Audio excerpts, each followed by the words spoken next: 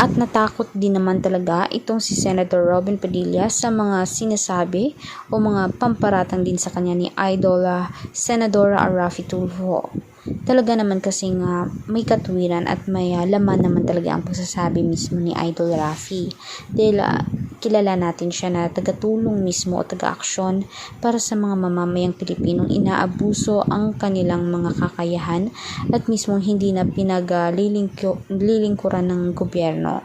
Tila talagang tagamak na talaga ang panloloko ng gobyerno sa ating mga Pilipino dahil nga alam naman natin na galing sa ating mga bulsa ang kanilang mga naging pondo sa daan, naging pondo para sa Pilipinas na kung iisipin ay dapat naman ay magambag sila, pero gayon pa man ay iniiba nila mismo ang gawain nila para naman makalikom ng pera.